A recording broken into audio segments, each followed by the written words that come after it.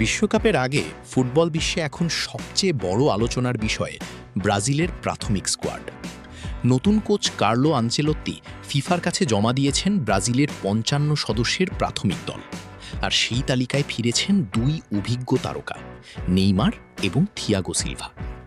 এই ঘোষণার পর থেকেই ফুটবল দুনিয়ায় শুরু হয়েছে তুমুল আলোচনা। দীর্ঘদিন ইনজুরি আর ফর্মহীনতার কারণে জাতীয় দলের বাইরে ছিলেন নেইমার। ২০২৩ সালে গুরুতর হাঁটুর চোটের পর অনেকেই ভেবেছিলেন হয়তো ব্রাজিল জার্সিতে আর দেখা যাবে না এই সুপারস্টারকে।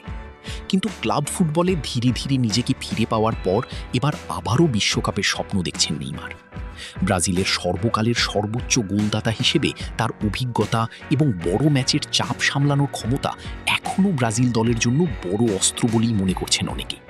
তবে এখানে একটা বিষয় পরিষ্কার, এই ৫৫ জনের তালিকা চূড়ান্ত স্কোয়াড নয়।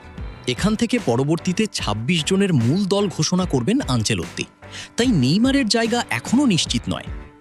আন্তর্জাতিক গণমাধ্যমের খবর অনুযায়ী আনচেলোত্তি স্পষ্ট জানিয়ে দিয়েছেন, শতভাগ ফিট না হলে শুধুমাত্র নামের কারণে কাউকে দলে রাখা হবে না।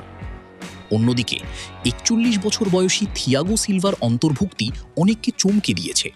যদিও তার অভিজ্ঞতা, নেতৃত্ব এবং ডিফেন্স সংগঠিত করার ক্ষমতা এখনও বিশ্বমানের।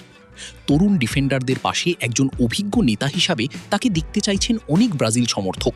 বিশেষ করে বড় টুর্নামেন্টে তার অভিজ্ঞতা ব্রাজিলের জন্য গুরুত্বপূর্ণ হতে পারে বলে ধারণা করা হচ্ছে।